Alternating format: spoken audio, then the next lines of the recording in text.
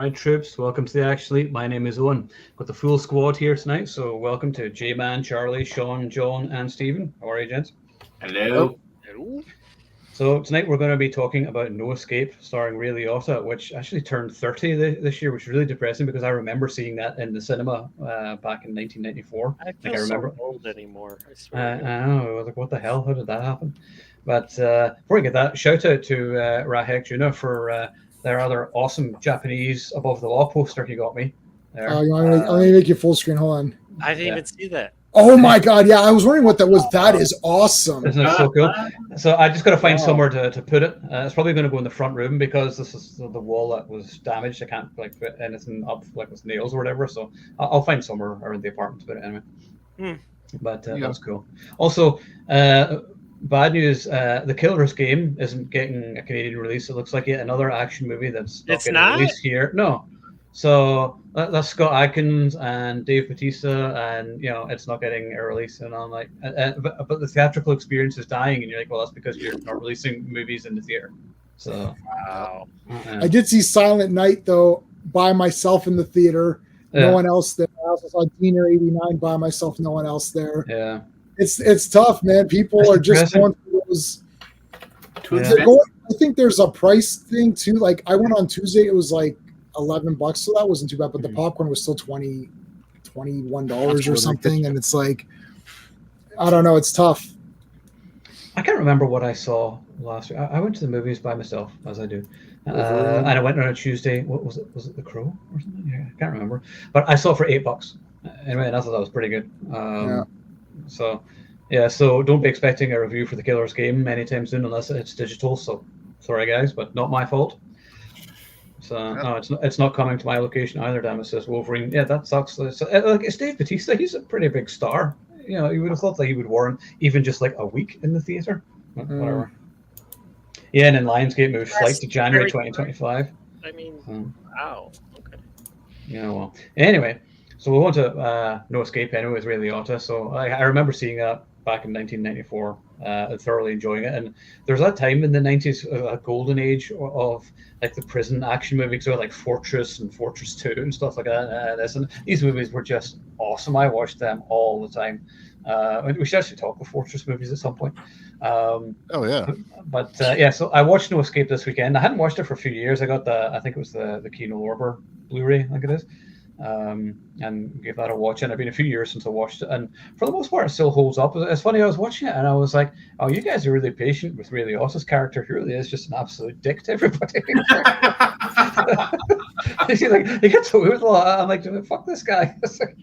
But yeah, still love it. I love Stuart Wilson as Mary. He's just hilariously like over the top and camp. He just doesn't care. Um, but I have to give a shout out while I remember to one of the best kills I've seen in a movie for a while. That guy who gets the arrow right in the mouth, or the flaming Yeah. arrow. I was like, Flaming oh arrow, yeah! So awesome. So that was awesome. And of course, it's directed by Martin Campbell, who did GoldenEye, Casino Royale, and The Foreigner. So he knows how to do an action scene. Great sets, great action, lots of explosions and some battle scenes and things. So I had a fun time with it. That's all I'm going to say because we're a full squad. I'm going to let you guys go first. So, Stephen. I did not see this when it came out in the theater. I knew what it was, but Hmm. it was just I was at this sort of age where my father was still influencing me heavy, and he was like, "Oh, this looks like garbage," and I'm like, "Okay." So, I didn't go see it, and I haven't seen it. I just never got around to seeing it. So I was looking forward to doing this finally because I did want to see it at some point, but I just got lost with all the other Yeah. movies. Yeah, I enjoyed it. It is definitely I get why my father told me not to watch it because he's not a almost like a it's not post-apocalyptic, but it's sort of like set in the future, It kind of feels like it, yeah. dark. It's got a Mad Max, Planet of the Apes vibe, where we've gone back in time. We're back to being primal, and he hates that sort of thing. So yeah, I watched him. I know why my dad told me he didn't like this, but I'm not my dad, so I did enjoy it. I actually think this thing could have been a limited mini series because I feel like there was a lot more story to tell Yeah. with the characters. You know, delve into more like the King character, why, you know, what I know he was, you know, but like I think there was more there. You know, and dude who did the bomb thing, that was just heartbreaking when he was talking about like what he had done. He set off that bomb, you know, he just used for money, and it was a bomb, and it used to kill women and children. It's like crazy.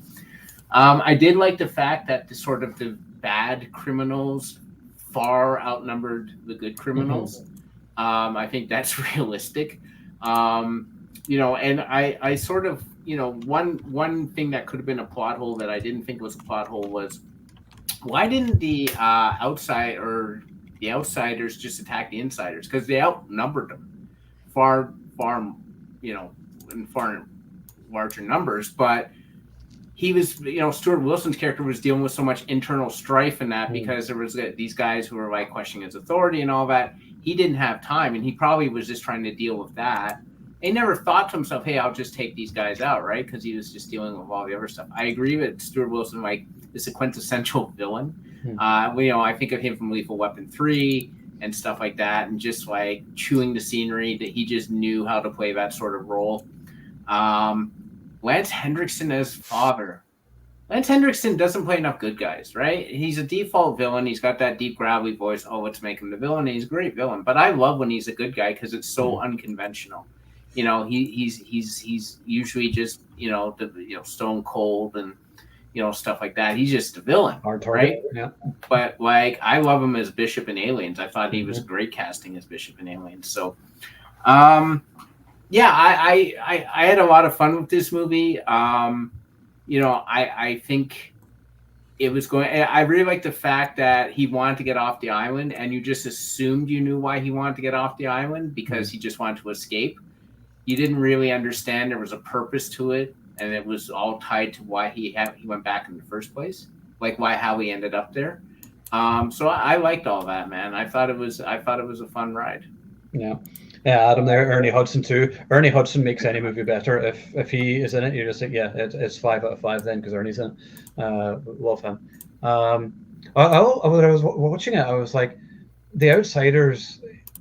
I would like to have seen more with them in terms of like, you know, how crazy they were. You sort of hear about it, but you never really get to see enough of it. And you know, there's basically no rules. There's no guards on the thing. I'm surprised it's not more chaotic than it is.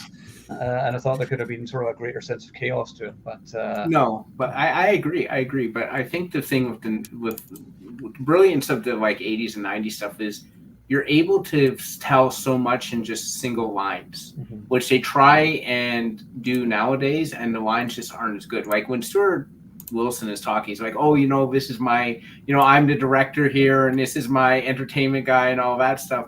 You automatically understand that he's being sarcastic, and there's something insidious about him, right? Just how he delivers the line, and the line itself is so absurd. If we were doing that today, there would be a half-hour exposition on him and his life, and it would just be very bland and all that. And then by the time you got to, you know, him, you know, Ray Liotta just killing the guy flat out, which was a great Indiana Jones shooting the guy scene, you would have lost the audience because they would have been bored out of their mind. And that's how they do things now. They have to over exposition. Whereas in the 80s and 90s, they were so good at telling you so much with so little. Yeah. No, exactly. Yeah. Okay. Sean. Yeah, I didn't see this in the theater. When it came out, it had those commercials with grown men running around in the forest with like Ewok traps and stuff, and I was like, okay. But I eventually rented it, of course, and it's cool. It's at the time to me it was, you know, it's one of the movies. It was good, but you know, it's one of the action pictures. It's great, you know, whatever. Good for a Sunday afternoon, like, you know, matinee. I liked all the action and stuff in it, and you know, going back to it now, it's like it's awesome because we just don't do these things anymore. And I always say this, right? But like, it's funny when you look on the Wikipedia page of this, and they talk about the reception, and like Roger Ebert didn't like it and all that stuff. But all of the criticisms at the time are like, oh, there needs more character and all this stuff. And when you watch it now, it's like the characters are here. It's like I know what each guy does. I think to a lot of people it was tropey because it's like there's the plucky young guy that looks up to the hero and of course dies. Like that's gonna happen. And like and there's the erudite guy who perhaps is a turncoat and all this stuff, right? But the thing, the thing is that like nowadays that just comes across to me as expert writing and like I feel like I'm in good hands because nowadays all those things are broken down, right? Because it's villainized as like being too tropey and being too archetypal or stereotypical or tired, and it's just good storytelling to me. Like I know exactly where I am now. I know exactly what this village is. I know exactly who these people are and what their goal is, etc. So it comes across as a pretty awesome movie now because it's just doing the things that movies don't do. All the action is just like gleefully brutal, and they don't really have to think about like how do we tone this down and stuff. Like you mentioned the arrow in the mouth and all that stuff. I remember in the commercials that the log with all the spikes was like the star of those things, and it's barely in this movie, but like it does spear a guy, so that's cool. Just mash him against something and it comes back with the guy sort of like it's a cool movie. It's just at the time it was sort of like one of the films, and now you watch it and it's like it's a cut above, right? Yeah. Ray Liotta is a weird performance here to me because his body language is all like stoic and sort of gruff, and then his voice is all like quick-witted and like jovial man. It's like what the hell? It's so strange to me. I thought this is pretty cool. I know a lot of movies are of this ilk. This is one of the better ones to me, of guys on an island, and I think didn't Stone Cold make a movie like this? Yeah, The Condemned. Yeah. And this is a better movie than that. Didn't you see that with me in the theater? I thought we saw that together. I did, and my complaint was every time there was anyone threw a punch, the camera was all over the place. You couldn't see anything. That was the time period. There's zero choreography, and that was the problem. So they just like move the cameras. Like what's happening? I guess there's action happening. I don't know. So yeah, this is. I mean, they don't make movies like this anymore. They make movies like it, like in terms of the premise. But this is gleefully what it is, and I guess I don't know how much it made at the time, but it's sort of a forgotten film now, right? So, yeah. Shout out also to Stuart Wilson's epic death. Now, everyone in Hollywood, bring back epic bad guy deaths. Like I want to see people like explode and impaled on random things, and Marek getting thrown off the thing and then getting impaled on that big spike. I was like, yeah. I just cheer. Imaginable. It's like this thing. Yeah, massive. And the thing is, 2 points. I love when Ray Liotta, the scene when they're all doing the party, and you just see him sitting and he's just like sobbing, just watching the party, whatever, and then he's just feeling all the guilt and everything. And I thought that's brilliant acting there without any dialogue or whatever. And you go, okay, he's obviously haunted. Something awful happened, so now we know why he's being a dick to everybody. But also, like, whenever Marek like first invites him to join him, I'm like, I would have joined him. I'm like, yeah, okay. 100%. Yeah, 100%. I would have been, yeah. Might have been the winning team. I know J-Man wouldn't because J-Man doesn't side with the bad guys, but I usually do. Nope. Not joining that piece of trash. Ray Liotta did exactly the most brilliant thing. Yeah, exactly. Actually, Jay, rather than leaving you, sure. Let's keep going. So I didn't see this in the theater. The reason I didn't see it in the theater is because it looked like poop. And everyone's like, "Oh, look! It's like look. Maybe it looked like this was like this futuristic prison thing." I was like, "Oh yeah, here we go." And then a couple of people went to see it. It's like, "Yeah, they're in jungles." I'm like, "I thought it was a futuristic prison thing." It's like, "Nah, they're in jungles." I'm like, "They're in the jungle." Well, how much of the movie? The whole thing. I'm like, surely the prison. Like, don't go to the bathroom in the beginning because it's just going to be you're going to miss the futuristic prison, which isn't that futuristic. So I didn't watch it. And then it came out on VHS, and then not this Sean, other buddy Sean. He's like, "Man, that was an awesome movie." I was like, "What, really?" I was like, "Oh, okay." So I watched it. I was like, shit, this is a pretty awesome movie. I was like, yeah, it's in a jungle, but I kind of like this movie. I don't know. And then this was the same. I was starting to write notes about like how many other movies I had this with. This happened with Solo with Mario Van Peebles, same thing. Oh, love that movie. That's a good movie. This also happened with Virtuosity, which I was like, oh, it's just going to be this thing. Who cares? And then you're like, oh my god, this is the greatest movie. So it's all these movies that I didn't go because I was like, and that's when you start to think like, why are trailers? I feel like trailers weren't good, like, or they didn't know how to represent certain movies. Where now they make them look good, and then they're just going to be garbage because you know that they're going to be garbage because that's just how it is. But I think this movie's great. I've seen it a few times. This needs to be shown. I'm not joking. In film schools.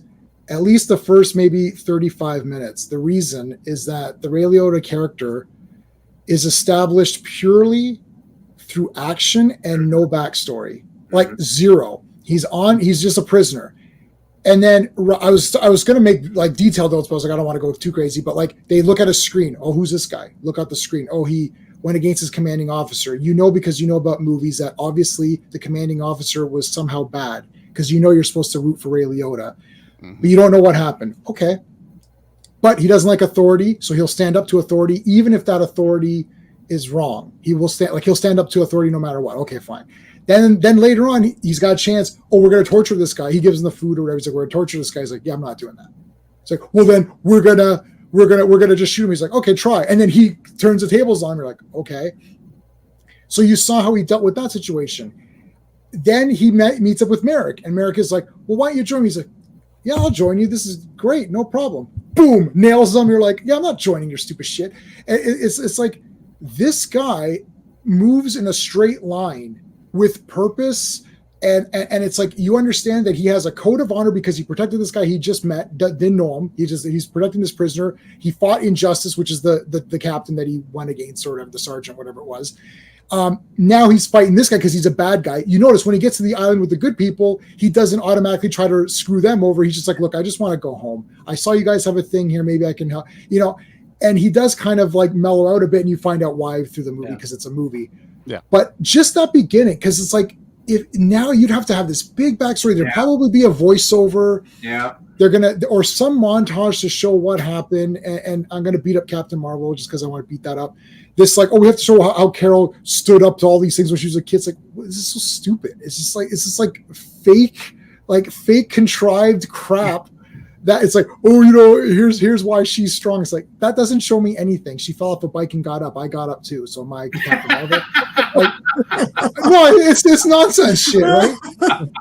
This movie, I'll say this now, I'll move on because you guys can all talk about different points. This is very important because once you're on Ray Liotta's side, the rest of the movie plays out. Look, is there any shocks? Like it's zero. Like you're like, yeah, okay, this guy's the snitch on these. Oh, look, there's the guy. Oh, he's getting killed, guaranteed, right in front of Ray Liotta. It's like, buddy, just stay behind. Okay, and then it's like, is he going to stay behind? I'll bet my testicles he doesn't stay behind. Oh, look, he didn't stay behind.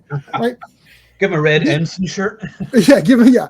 This is why Siskel and Ebert didn't like it because they sat there like, well, this and that. It's like, yeah, but guys, you still understood the writing of the beginning, establishing Ray Liotta, who is the movie.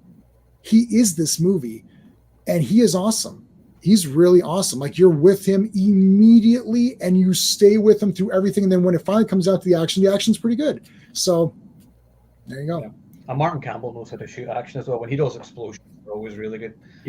Yeah, there was good action, and I don't know why those guys didn't take. I think that I don't know. There's something with them. There is some points to the movie. There's like some stuff that it's not coming to the surface where it's like, what does it say about people? He's like, oh, we're free here. It's like, but you're not free, right? Mm-hmm. But it's this illusion of freedom. It's like we're kind of doing what we want, but we're not really doing what we want. But we're also really not doing what we want in the real world either because we're all going to log in on Monday morning, right? or tomorrow morning we're all clocking in or whatever, right? So are we really doing what we want? Is it free? I don't know. There is points to be made in the movie if you look for them.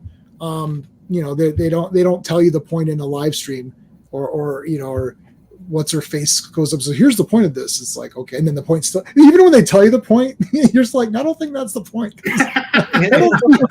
You're telling me this is the point, but where is that in the movie? Remember when math? I don't know if you got like in all the high level maths, you have to show all your steps. You can't just put like 7.3. How did you get that? Oh, I looked over at this guy and I saw his circles. I googled it. Anyway. Show your work. Yeah. Yeah, Wolverine critics have never really been hip to the general audience. They're even worse now. That's true. I mean, critics they're not always, critics. Yeah, critics who like they all look down their nose on horror and action. The two most popular genres that most people love, and like critics hate them because it's not artistic or whatever else. I'm like, fuck off. I'll watch horror, action, sci-fi more than any other genre, and I love all three. But that's critics for you. But I'll say this about the critics though. Siskel and Ebert watched every movie. Yeah. They didn't selectively pick out something and then pick it apart, or selectively pick out something and say it's the greatest. They sat there and watched, 5 a day or 5 over a weekend, and had to comprise a review. And you guys are doing reviews for your sites, or we're doing video reviews. You have to think about what you're going to say and how you're going to present it. So it's like not just I'm going on saying you're trash. I can't see anyone. I don't care. 21 minutes. F it. Star Wars. It's like I can't see anyone give actual reasons why Acolyte is good. Like, why do you not theoretical reasons, not like brainy reasons, just yourself. Like, I thought Ray Liotta in No Escape was awesome. Oh, but it's kind of generic. I don't care. I thought he was awesome. Yeah. I'm with him. I want him to win. I hate the bad guys. They're a piece of crap. I super hate the Warden. They're all dicks. I want to see them all die. They do, and I'm happy about it. And it's a cool movie. There, now give me what I just gave you. I didn't say the pacing. I didn't say the characters. I didn't do the space thing. I just did my own thoughts. I want to see that. You can't even get a critic doing that. Never mind. Actually, look, Ebert didn't like, Friday 13 Part 4. Well, I love Friday 13 Part 4. The reasons he didn't like it are the reasons I do like it. All right, I'm done. Yeah. The end credits to the Acolyte. Yeah, but even they were shite because they had that No, fucking song. Remember that song? And I was like, why is there a song in Star Wars? What the fuck is this? Yeah, bullshit. Shit, man. Anyway, Charlie. I'm back. I haven't watched the Acolyte, so I have nothing to say about it. So if these guys say don't watch it, I don't watch it. Yeah, just don't. Yeah. You wouldn't have anything to say about it if you did watch it. Probably not. Probably not. The funny thing about this is Owen announced about a week and a half ago we were doing this, and I went, awesome. I literally just watched this last night because I watch No Escape any chance I get. Yeah. I didn't get to see it in theater. We rented it as soon as it came out. It was definitely a movie right up mine and Dad's alley, and loved it the second I saw it. Stuart Wilson as Merrick is probably in my top 10 villains. I love his charisma, the way he laughs about things, but he always has that underlying, like, I will slit your fucking throat and smile while I do it, because he does it in this movie. He cuts that fucker's head off. Just, that's funny. Which looks awesome, by the way. Really yeah. To this day, I love that scene when he dumps the head. The whole reason they all don't attack the insiders is they're divided. There's gangs. So Merrick's not in charge of 600. He's in charge of probably a few hundred. But when he comes out and he goes, I had a meeting with all the heads of state, and dumps out the fucking bag of all their heads. I'm like, I'm with this guy. I'm a survivalist. I think that's not the way to get ahead in life. I think Ray Liotta's biggest mistake is he didn't hang around for at least 24 hours. Like, cool, I'm in. Everyone kind of calm down. No one's going to eat me. Next day, disappeared to the woods. Then no one would be like, hey, where's the new guy? I don't fucking know. But he had to kick Merrick, knock him in the water. I fucking love Ralph. He is the whole aquatic director thing. It's like, we have an opening. Well, I'll join as long as you guys get a new lifeguard. And that's the comedy I love in this thing. Lance Hendrickson's amazing as father. He's very solemn about everything. He wears the weight of taking care of everyone as a burden almost, but it's his burden to bear for the his sins that he had in his past life. I don't know, man. This movie just really I connect with for some reason. I love the futuristic parts in the beginning, but then I love just being dumped into the jungle. It definitely feels Mad Max. It feels survivalist almost. And Ray Liotta, he's not what we would all consider an action star. Like he did this movie to try out an action movie, and he had a ball doing it, and I think he nailed it. Like, I love his like deadpan way he talks. I think he said he smiles 4 times in the movie. But Take just plastic. Oh, wow. yeah, the dude, freaking Benny, always trying to take his boots. Fucking love. It's just little shit like that I've always remembered and I loved about this movie. I've got this on DVD. I've owned it forever. This is like one of my favorites. This is like a comfort movie for me. I always go back to No Escape, and I feel like it's kind of, I don't want to say underrated, but I think a lot of people have forgotten about it. Like I've mentioned it to some people, and they're like, "I don't know what you're talking about." Yeah, the Owen Wilson movie.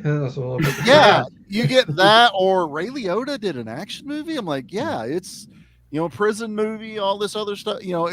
People just don't really remember it. But the more people I get to watch it, they're like, "It's actually pretty fucking good." I'm like, yeah, it is. It's a really good action movie. It's a lot of fun. I'm never bored. It's 2 hours long, and I'm never bored. Yeah. There's never anything in this movie that I'm not in on. Yep, you get he picks up a distributor at the beginning of the movie, and you're like, well, the camera kind of stayed on that for a little longer than normal, and then that's the part they need later in the movie. But it doesn't bother me, man. That's how you tell a story. That's that's the thing they got to do to go get and make him go back into Merrick's camp.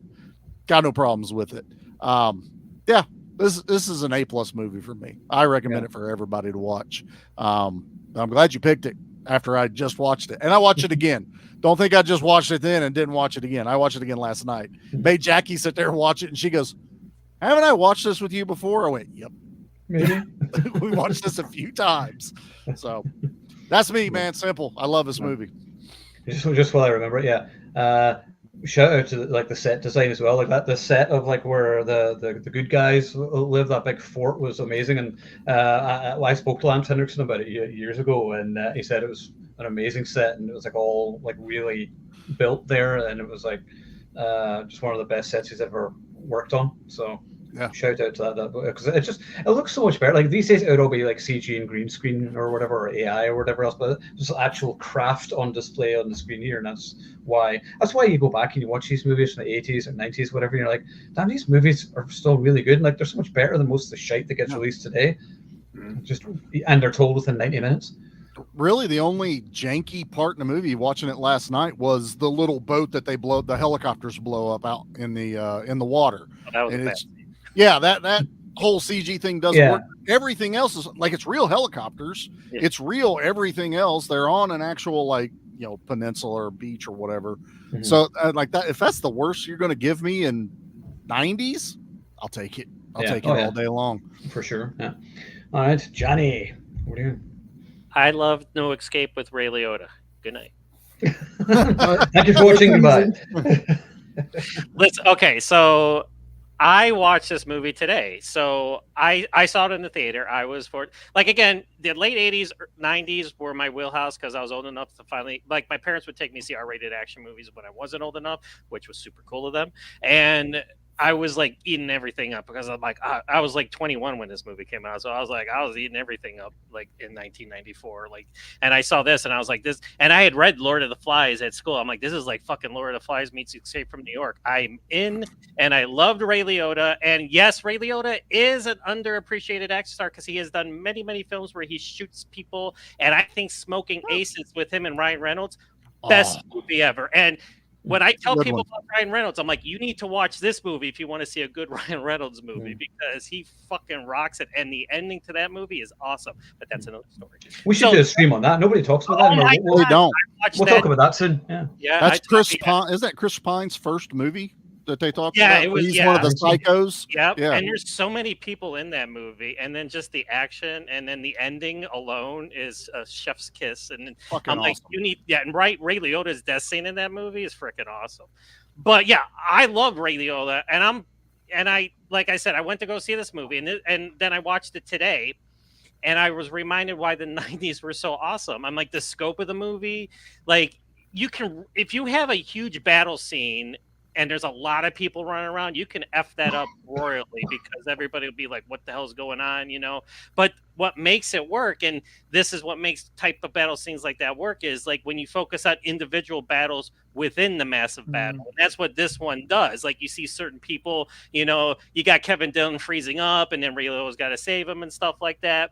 And I love the ending because you think there's going to be this huge, massive battle. And then Ray Liotta finally uses the grenade launcher. He's like, dude, he just blows everything up and everybody's dead. It's like, oh, we're not going to get an action sequence. Okay, that's cool. But that was even cooler.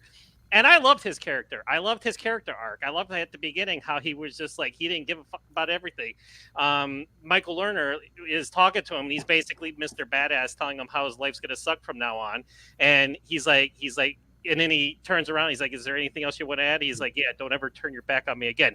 Best line ever from an era. Yeah, I love it. And Michael Lerner's like, did you just say that to me? And, and yeah, he is a dick, but I love how because finally we find out why he's so closed off, and he just wants to be by himself. He wants to escape and do his own thing because, you know, we finally find out his story and everything. And and of course it's got the tropes. You got Kevin Dillon. It's like, as soon as you meet him, you're like, okay, count down to your death scene, buddy. It's like, sure enough, it's like, you know, he's going to die. And, you know, and you got all the tropes in prison movies. You got the guy that can get you anything. Right. You know, you're talking about with the boots and everything. It's like, it's like you're on an island and they're not getting supplied. The outsiders get supplied, but the other guys, the nice guys don't. And it's like, but he still is able to like scavenge and do all that stuff. He gets bubble gum, man. Give him right. credit. He gets bubble gum for everybody. Yeah, it's like it won't fill you up, but at least you can blow bubbles, everybody. That's right. This is a Christmas movie too, technically. Yeah. Yes. There you go. And I love Stuart. How can you not love Stuart Wilson? He's basically the same person in Lethal Weapon 3 as he is in this movie. Good old Jack Tavers, man. Hi, Billy. Hi, Billy. And I love how he's describing it to Ray Liotta. He's like, he's describing like a hotel. He's like, the pool's heated, you know. Yeah. And he's just like, because you can just tell he's like, I've been here for 7 years and I just don't give a flying fuck it. I'm in charge. So if you don't like that, well, then I'll just. And I love when he chops the guy's head off because it's that delayed reaction where he's like standing there and then you see the blood come out. Yep. I love when they do that because it's just like, yeah, his head. And you just don't get death scenes like that. Like you were talking about his death scene at the end, and you know, let's impale him on the biggest spike imaginable. And I love the ending too, like where the two of them are standing there, and you just hear the outside, and it goes to black. You're like, oh, they're fucked. Okay, roll credits, you know. And like I said, Martin Campbell, this is like a totally underappreciated movie. It like nobody, like if you talk to, like you just said, if you talk to people nowadays, you say No Escape. You're like, oh, I love that movie with Owen Wilson. I'm like, no, that's not the one I'm talking about. I'm like, I don't know this Owen Wilson movie. Yeah, actually, that's funny. It's actually pretty good. They're trapped in a city during a riot kind of thing, and they start getting chased. It's actually based on real events. It's like what happened in that area at that time. Yeah, it's a solid movie. Don't get me wrong, but it has the unfortunate being of having the same name as this movie, so it's like you're No Escape. Everybody on make it gravitates towards that movie. And I think Ray Liotta was rock solid in the '90s, and you know, and he did a lot of stuff action wise, and I think he's one of the more underappreciated. I wouldn't call him an action star per se because he really didn't branch out like Charlie was saying, like into his like he didn't do 10 or 15 like movies where he was the good cop, you know, shooting everybody and everything, you know. But he did play a lot of cops though, and he did it well. And it just sucks that he's gone. And I was watching this movie today, and I'm like, it's and I want to see 1992. Of course, it didn't come out anywhere near me, and it's just he was great, an absolute psychopath in that movie. You and I were talking about it, and you were saying how you loved it. I was like, yeah, I figured. And it's just, oh my god, it just sucks that he's gone. He's such a great talent, and he was such a great actor. And this was probably one of my favorite movies of his. Besides this and Smoking Aces is like top notch. And like when you talk about Ray Liotta, if like people want to see movies, I always tell them to go either see this one or Smoking Aces. So yeah, it's It's probably like a 4 or 4.5 out of 5. I mean, hell, fuck, I'll give it 5 out of 5. I don't care because I enjoyed the shit out of it when I saw it. My only complaint is I don't watch it enough because I hadn't seen this in years. I'm like, why do I not watch this movie more? Why do I not check this thing out? Because I have it on DVD. And I mean, it's just a bare bones DVD, unfortunately. I mean, Yeah, the DVD has nothing on it whatsoever. Yeah, Blu-ray has. It doesn't even have the credits. The movie just ends. You're like, wait, what happened? Like, they couldn't fit it. They couldn't fit the credits. The disc couldn't fit the rest of it on there. So we're done. No, it's one of those DVDs where it says special features, chapter skips, stuff like that. Yeah, I love. Oh man, I love it. I love that. Like I got the 4K of Sudden Death the other day, and I watched it last night. It looks amazing, and I'm posting a review in the next few days. But there's no chapter selection on it. I'm like, this is fucking 4K, but this has happened a lot with Kino Lorber. Yeah. Kino Lorber, if you're watching this, get your finger out your ass. Why is there no chapter selection on the menu? I got to go into the movie, start it, and then flick through with the fast forward button, trying to find the scenes. I'm kind of shit. Is this on chapter selection? Now I got to check all my. David Lynch didn't want that. I remember when I bought Mulholland Drive, and he's like, "This isn't a book. It's like you watch the movie. That's it." Well, why do you want to go to different sections? It's like I'm like, because okay. maybe I fell asleep, asshole. Right? And I wanted to know where I left off. Not you, asshole, J-Man. I was talking to David Lynch. I know. I know he listens to the podcast. He does. But it's a special feature on my DVD. Goddamn it! It's right on the back. Well, it wasn't on VHS tapes, so it was a special feature. You could. I think that was the thing. It was a new technology at that point.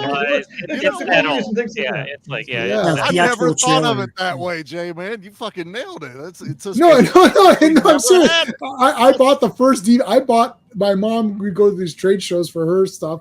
She's like, they've got a DVD player here. It's the floor model. It's $500. I was like, get it for sure. I don't care. Did the same thing. And then when you did DVD recorders, I bought the thing was like a tank. It was like it was huge. Yeah, it was like this big, but it was a recorder. I'm like, you can record on DVDs.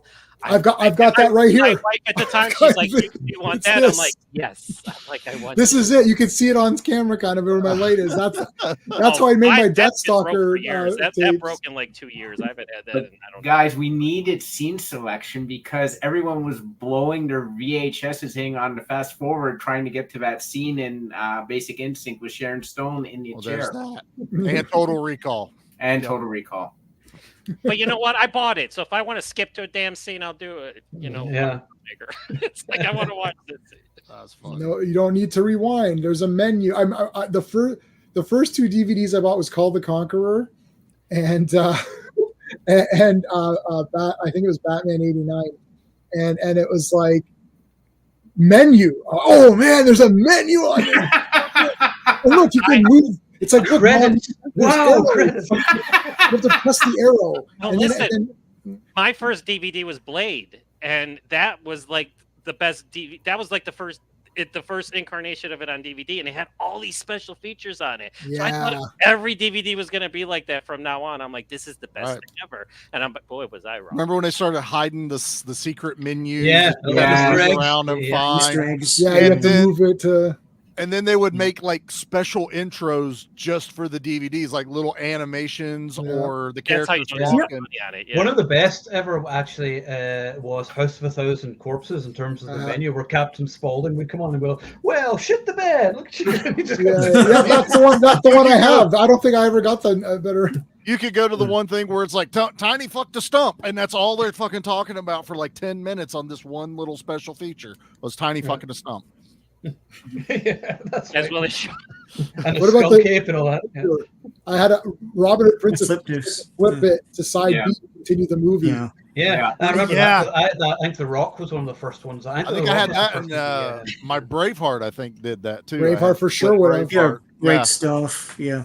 That's why No Escape didn't have the credits. They just ran out of. They're like, you don't want to flip it for the credits. Just who needs to know who made this? Wait, I thought you were joking. It didn't have the credits. And I am joking. I was like, what? It was more. We went back to it. That's why you got. I know that was the thing. I was like, I don't remember that. Is that true? Yeah, no. Everything I say is true. You sell it so well, Jay, man. That's the problem. It's like we believe everything you say.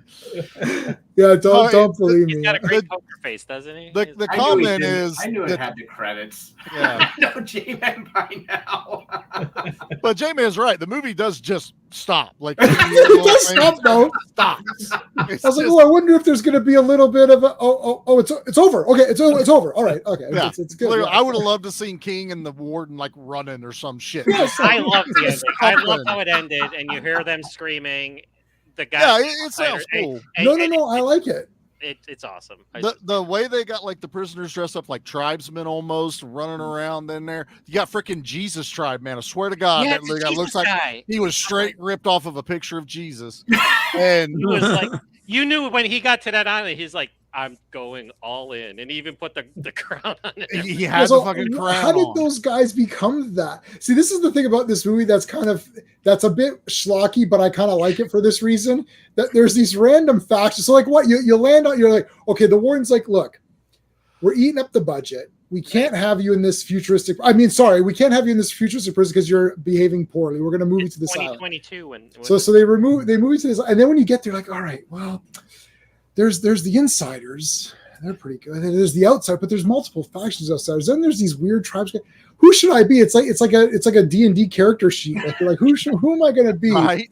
I was an insider last time. That didn't work. I'm gonna go with one. Like it's like, how do they become that? And like, where do they drop you off? And like, do those tribes people? What are they hunting?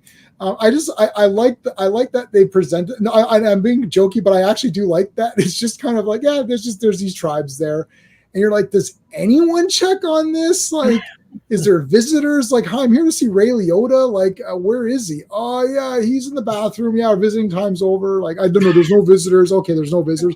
Like, I love that it's just like they're dumped here and they're just, the word just collects money. It doesn't over-explain it like they would today. It doesn't where over-explain everything- it. It would be like everything would have to have a backstory and it'd be like 2.5, 3 hours long. Well, it doesn't Right. matter because they can't escape from the island, so it doesn't matter what they do. Yeah, who cares? They can't do anything. Yeah, just let them eat each other or do whatever. But I mean, this all actually really happened. It's called Australia, and we saw what happened there. So that's what happens when you create a prison island, leave them to their own devices. Well, hold on. Here's a question that the movie posed, a deeper question that the movie actually posed and never answered, and allows you to answer it. What did you think of the banishment? Okay, I was just gonna mention that. That was freaking cruel. They listen. Sorry, just shoot cruel or cool? I think this is cruel. Cruel, bad. It was bad. They should have just shot that guy with an arrow. I mean, seriously? Do you think that's worse than you should have just? I mean, think what? they Yeah, they're Yeah. no better than the outsiders at that stage because Yeah. you just basically killed him. The outsiders killed him. So Well, that's yeah. what Ray Liotta says. He's like, Yeah.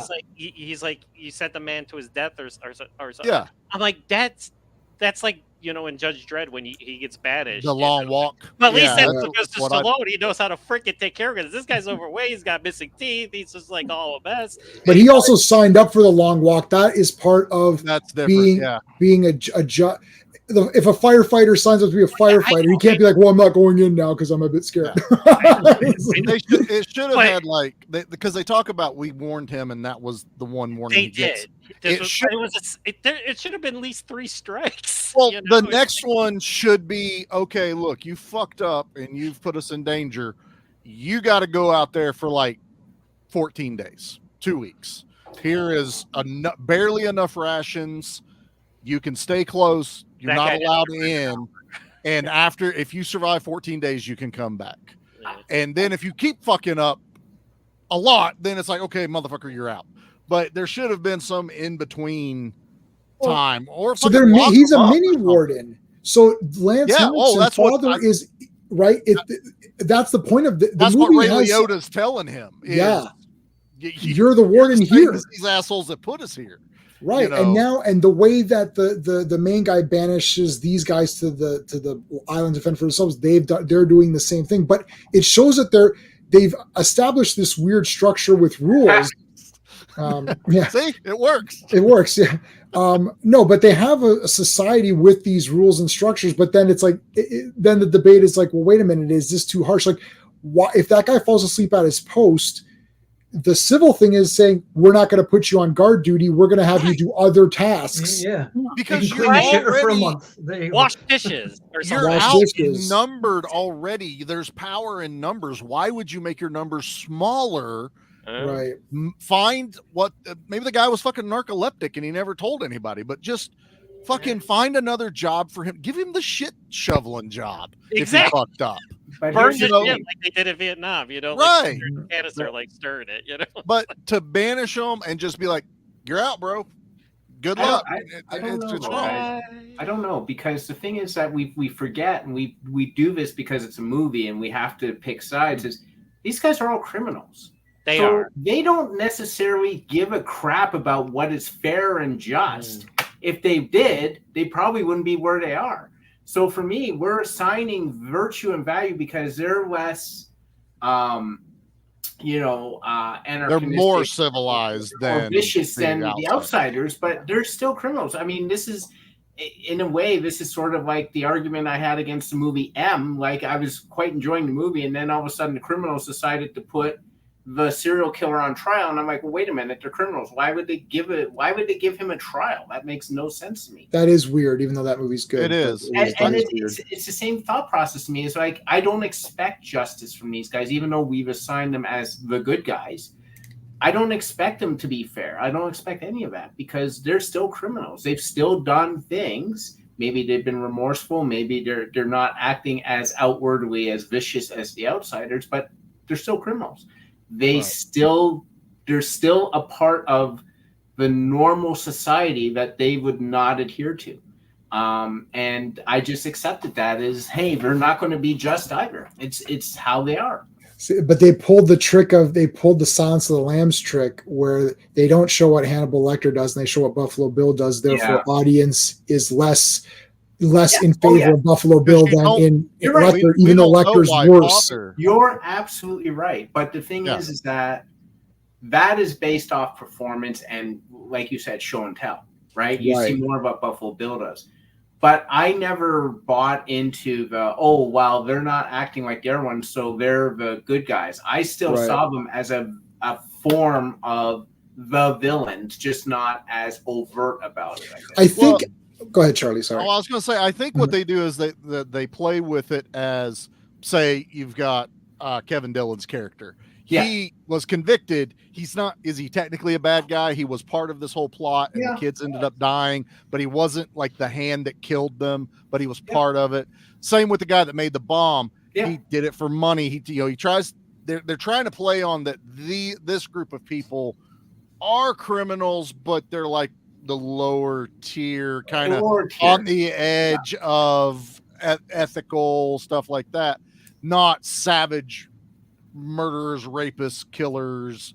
Not saying there's none in there, but I'm saying what they focused on, because the movie wants you to root for these guys. They do. That's what it is. But Father killed his wife. He admits he killed his wife. Right. And she had it come. She cheated on him. Yeah, and he didn't divorce her. He killed her. So there is still that element to me. I get what you're saying. Yeah. That I go ahead. Because we have Ray Liotta set up with his code of honor, even without knowing his backstory, you understand he was a criminal, but it was probably bullshit. Yeah. And the assumption that we're making is that those insider guys are the insiders are the good guys, right? Insiders are the good guys. So Father's people is what you're saying. They're the lesser bad guys, right? Right. But they're trying to reestablish a more normal society. Right. So you're right, Steve. They're criminals. So in a normal society, in a criminal's mind, banishment for abandoning or for falling asleep at your post is a justifiable punishment. But we're not on their side on that, I don't think, because we've been following Ray Liotta. Like we're stuck with Ray Liotta's character from the beginning. That's why that first half an hour, whatever it is super important, because you're with him for sure. You're like on every decision he makes, like, I'm with this guy. So when he's like, yo, this is bullshit, I'm like, yeah, this is bullshit. You just instinctually do it in this movie the way that they presented it, right? So you just like, designed that way. Yeah. I agreed. I agreed it was bullshit, but I wasn't surprised. I was like thrown off. Sure. The thing that did surprise me, and Sean, I was actually surprised you were not surprised by this, because this did surprise me, is the death of the Kevin Dillon character, the young, impressionable guy, because I thought here was his chance to redeem whatever, had happened to him in taking care of his kid, right? And when he was forced to fight him in the pit, I didn't think they would go all the way through. That they did, right? Where he actually impaled himself to get the Ray Liotta character out. I didn't think that would happen, to be honest with you, because it's an innocent. It's more of an innocent. It's about as innocent as you can get in this movie. He's probably the most innocent there on the island, right? Is what it is.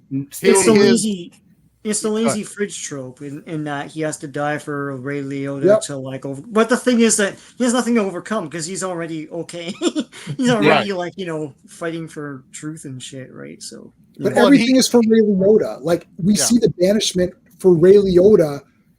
For his character, everything goes back to Ray Liotta. No matter what's going on, it's got to affect him. He sees banishment. He's like, okay, you know what? These guys aren't the big. The point is, they're not the big story they talked up. Yeah. Or we're the civilized guys. We're just like, you just banish this guy, so you're the same. Well, they're not ambivalent or anything like that. Right.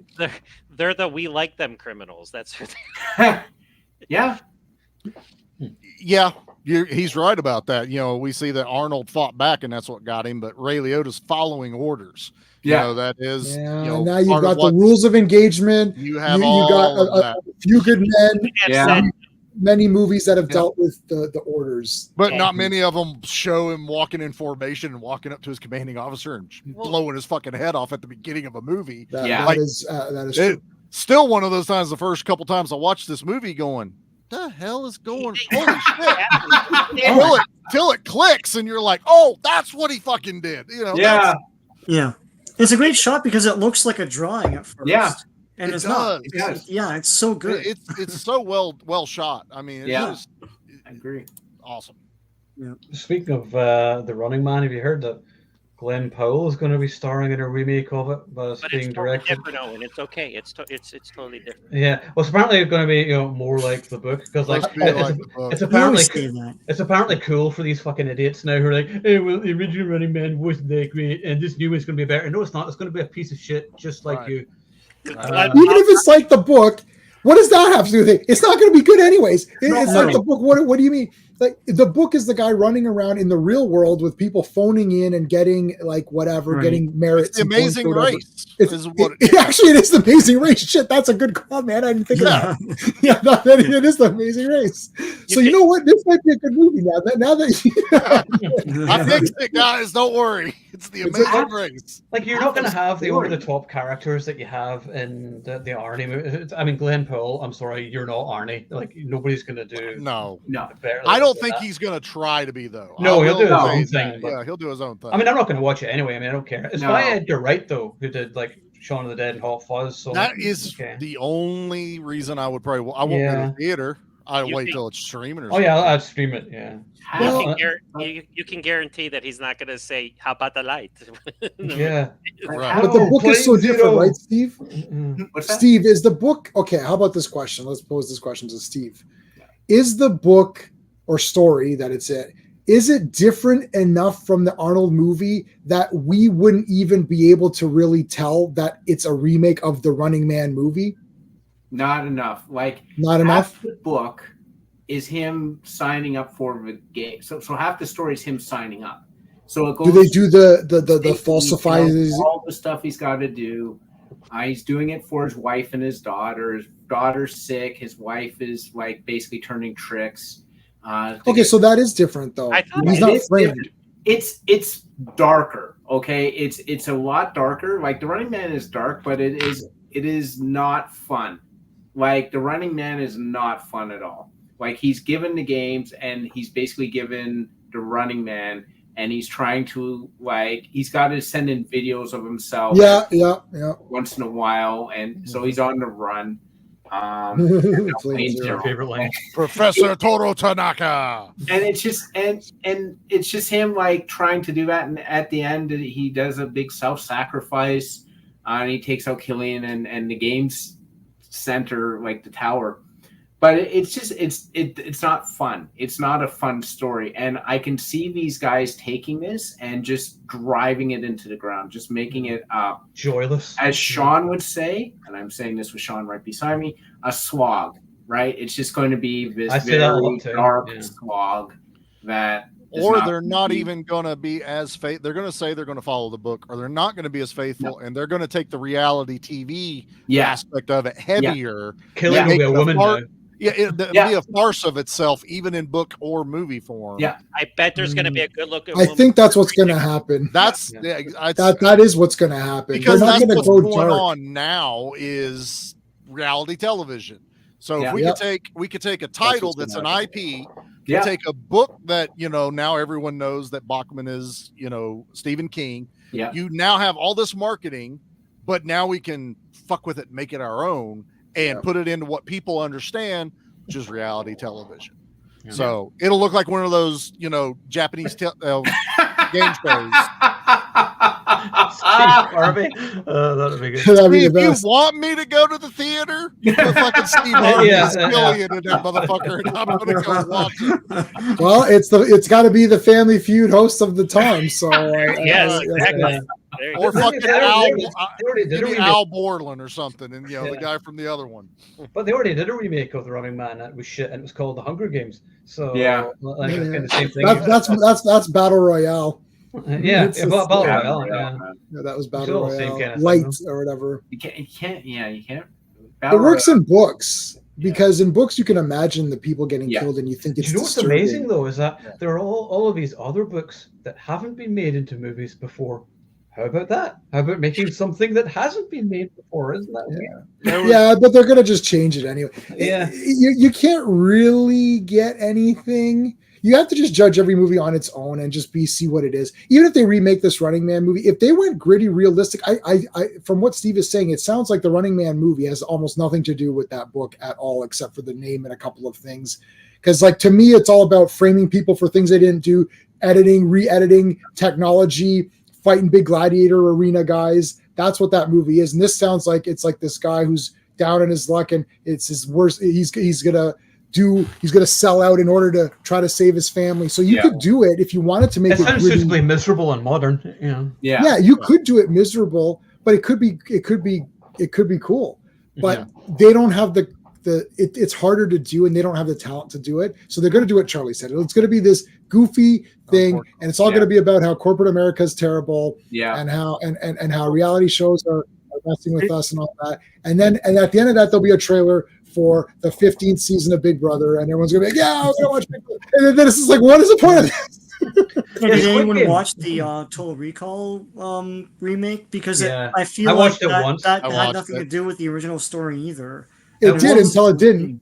Yeah, and it was PG-13, so there wasn't any swearing or violence, and it's some sort of copyright reclamation or something like that. Yeah, it's all about retaining the rights to things. There's an interview with Vince Vaughn recently, and I'm going to paraphrase this. I don't know what exactly said. They asked him about Dodgeball, and they went, "Why have you never done like a sequel to it?" And he goes, "Condemned." You want the real answer to that? And they're like, "Yeah." He goes, "Hollywood doesn't want to do anything that doesn't already have an IP out there. Mm-hmm. They want a built-in audience so that they don't want to take risk on anything. Nope. They don't want to try anything new. They want, there's a fan base for XYZ, whatever this is. Let's make a movie about it. Borderlands, fucking anything Star Wars related, anything, video game related. They'll do that because there's a built-in fan base that they think equals money, not what we bitch about is give us something new, give us something different. They won't. Because to them, that doesn't make them money. That is a guaranteed failure, even though all the shit they're giving us is constantly failing. What Borderlands barely made its budget back for the promotions. It didn't make any of its main budget back at all. It's such a bomb.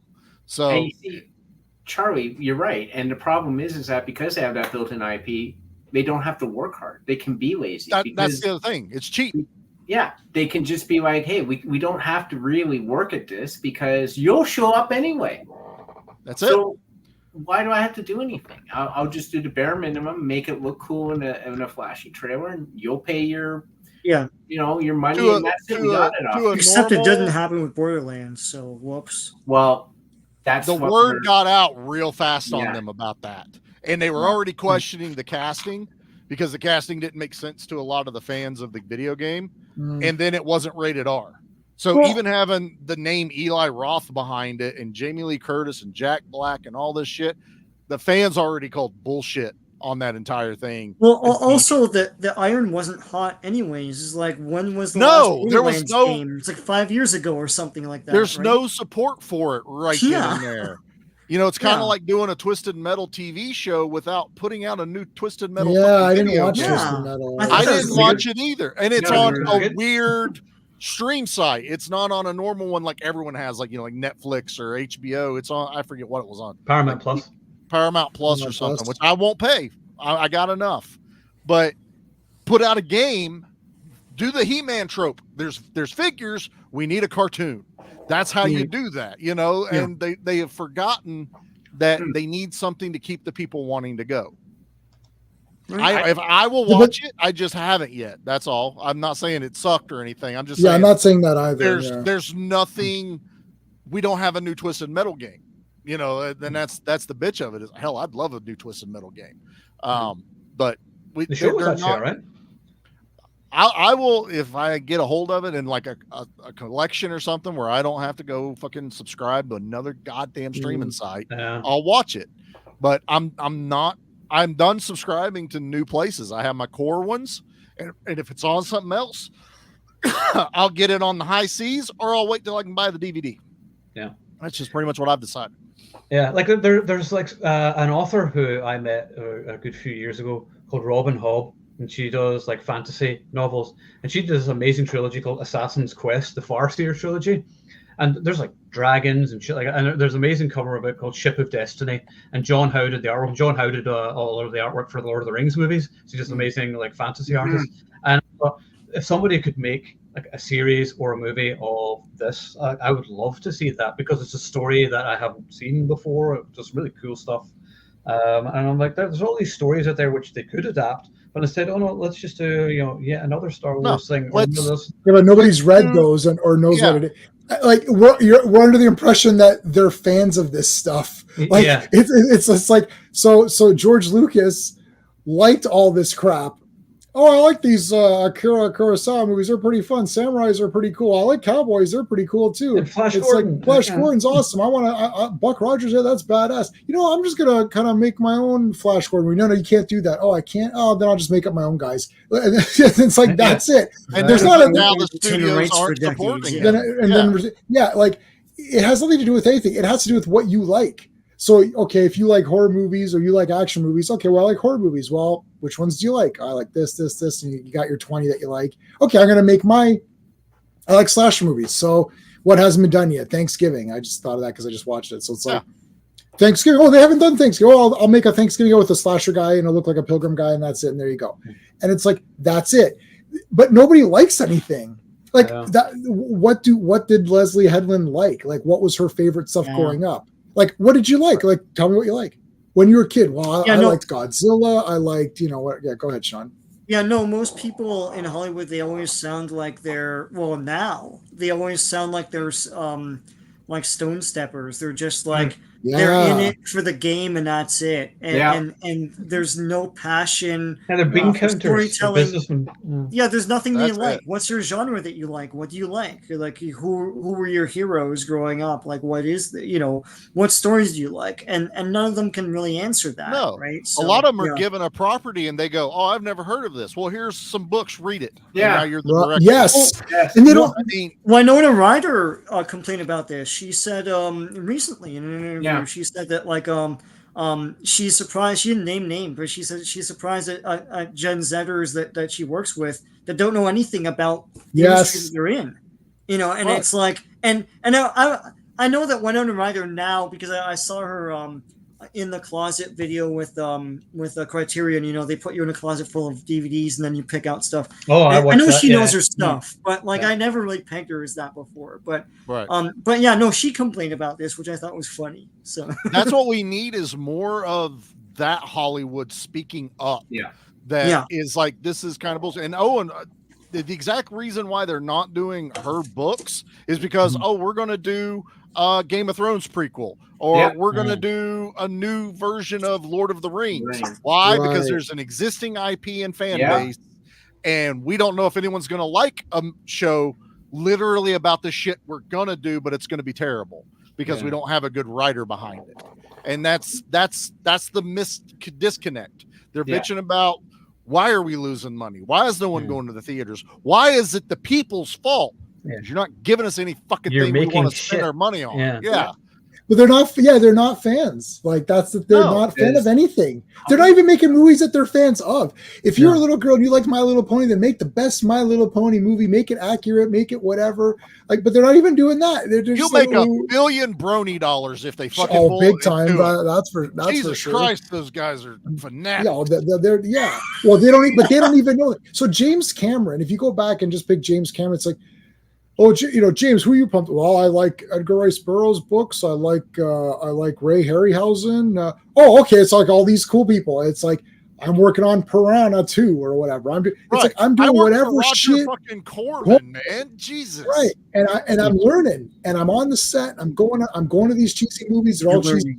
I'm learning how to do stuff. It's like, okay, so maybe, whatever he learned on, I don't know if it was a Galaxy of Terror or whichever one it was, or Mutant or whichever one, I can't remember which one he was in. It's like whatever he learned from there, he's like, I'm going to apply some of this to Alien, right? Or Aliens. And it's like, whatever. Yeah. And it's like, he's pumped up. He's working on these things because he's excited. Like, we're going to make this really cheesy monster movie. I'm in. This is going to be awesome. I can't wait to make this. And it's like, it looks cheesy. I don't care. This is my favorite movie. I love it. It's like, I love working on it. He puts his full weight on it. And he learns, as you said. And right? He learns. Yeah. Not like, I've directed 2 low-budget documentaries about, spousal abuse. Oh, well, why don't you make the next Eternals? Why don't you make an Eternals or whatever? I don't know. I'm just Star Wars. Anything. Yeah, it's Star Wars insert popular IP here, and then look and go, I don't know why it didn't work. No, the fans just hate us. The men just hate us. I put a strong... You're islamophobe. I got so pissed off the other day. My son's been huge watching Star Wars lately. He watches the OG original stuff. He doesn't watch the new stuff, but he was watching the latest ones with Ray and everything. And he watches, he's not really paying attention to it, but Rogue One came up suggesting, he's like, oh, this is my favorite one, Dad. And I start watching it with him again. I've seen it, but I'm also going, strong female character, compelling story, people I give a shit about. Diverse. Real fan pandering like the last movie, but just enough, and then a cool cameo at the end. You can fucking do it then. You fucking can do it and make a fantastic movie, but it was good, and then you were like, oh, we can't do that again. We can't make this good again. And they haven't since Rogue One. I'm seeing it in the cinema this Sunday with my mum, dad, and brother in Scotland. They're re-releasing all the Star Wars films, and while I'm there, they're showing that one. Rogue One is on Sunday, and I thought, right, we're going to go see that on the big screen. As a brilliant, loved it. It's still one of my favorite ones. But my son does like the newer ones because he didn't grow up as long with the old ones. I was smart. I made my kids watch the originals early. Like, that's what they knew first. But he does enjoy the others because he gets to see the ships. He gets to see the characters he likes. Yeah, I meant to mention his name. R.I.P. James Earl Jones. James Earl Jones. Yeah, absolute legend. Conan, Darth Vader, Lion King. I was saying to the guys before we went live, I said, it's really depressing whenever you're talking to some of the younger people. And I said, James Earl Jones passed away. And they're like, oh, who is that? And I'm like, oh, you should have passed away instead. But anyway. He's in excessive force, dude. Damn it. One day we'll talk about that. We all own excessive force. I got it. Mine is in. Everyone's in. Yours is not in. So we're banishing. If someone wants to buy it for me, they can, because I have no money right now. You have to do the stream on it. We're all going to hold it up and be like, look, excessive force. We all got do a stream on it without me while I'm away. There you go. Oh, my God. I'm setting it up on Wednesday. Let's do it. There you go. Oh, man. I don't care. I can take it. Yeah, so some great chat going on here actually. So sorry guys, trying to keep. Yeah, up these with guys are going crazy. I've been trying to read but, as they go. I like this question. Here's an off-topic question. Does Hollywood have the guts to make a film that is NC-17? No, I mean, nudity's bad now to them. But does it matter? It doesn't matter with streaming. I mean, we're It all talking does. about it too. They're not even putting nudity in streaming. The new Gen Z, whatever the fuck it is, they've like polled them and they're like, yeah, we don't like nudity in television and movies anymore. Like it's not like us where we're like boobs. You You know why? The youth of America. You know why? Because I can look at my phone and tell it I want to see boobs, and I can see it 24/7. When we were growing up, it was like you can do that. I gotta go find a magnet. Yeah, Jay man.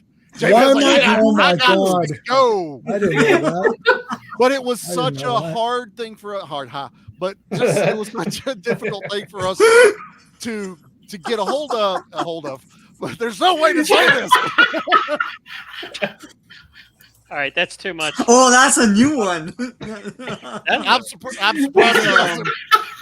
he hasn't put mine up there yet. So. We're all going to get canceled. I think I saw career opportunities 4,000 times in the theater. We were just talking didn't about wear how pants once. fucked up over. He chopped her through. But You want to know what's amazing is when they look still fucking awesome. Like Jennifer Connelly still. Oh looks yeah. I think she's looking better. Yeah. Oh yeah. She looks amazing in Maverick.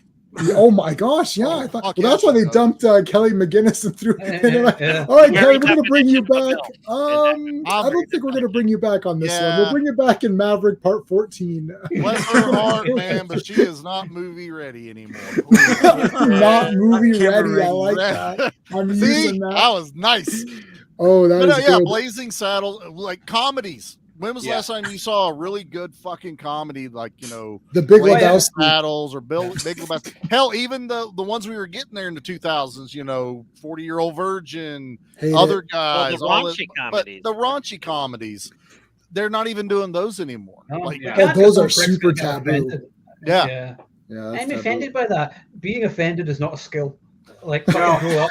That's like, whoa, guys, look at this. Past the hour mark, all of a sudden, all this pumped up lines are coming out here. Like, holy shit.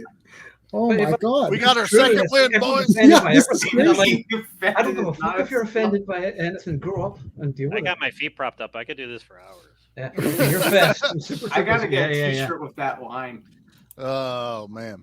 Yeah, but, I mean, you remember PG-13? Fucking Temple of Doom. I mean, Jesus, you're ripping the guy's heart out and stuff like that. Yeah. I mean, you wouldn't even get that now. Now they try to edge that line between PG-13 and R, and like they'll try and do a horror movie, Megan, that was PG-13. Right. We filmed it R though, and then we cut it back to get PG-13. Bring the kids. When we released it out, I didn't take my fucking kids to go see Megan. Like, I don't know. Just give it to me fucking R-rated and be done with it, man. I liked that movie. It's a good movie. I'm going to buy, if Megan ever comes out, I went to Spirit Halloween, they don't have Megan. I will 100% buy Megan. That's the best. Oh, 100%. You've seen a real Megan. I haven't seen it. I've seen a real Megan. Like, I've seen, like, they done a doll. Like, it is Megan. Oh, but not for purchase. Like, I'm talking about, like, can I order one? I'll look it up. I'll look it up. I want damaged Megan. Animatronic life-size things for $300. Yeah. Well, I'm not buying weird things like that. Like, just like a figure is fine. I'd be careful looking that up, Jay. Like real careful looking it up. You have the authorities looking at your. I'm just sitting here thinking this out, going, I know I was saying some dumb shit earlier. I don't know. Are we still recording? Wait a second. It's the bridge too far for Charlie. It was his sister, damn it. I'm just saying. That's all. You don't want to marry your sister. We saw like Slapshot, yeah. Yeah, not a girl, that's parenting. That happens all the time. Yeah, that happens. We had that on Freddy versus Jason, a little kid who couldn't walk up. And then what was that one with the barbed wire? Oh, that was Silent Hill. There was a kid behind me in Silent Hill. They were crying. Remember that?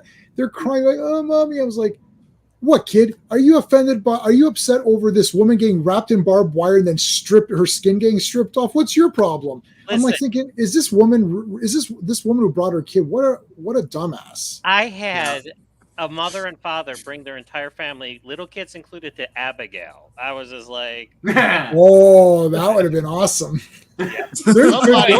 Somebody didn't finish the trailer. That's one tough family right there. Your 5-year-old could be like, that's pretty kick-ass. Yeah. Just like us. I still do it all the time. I say boobies. I'm like boobies.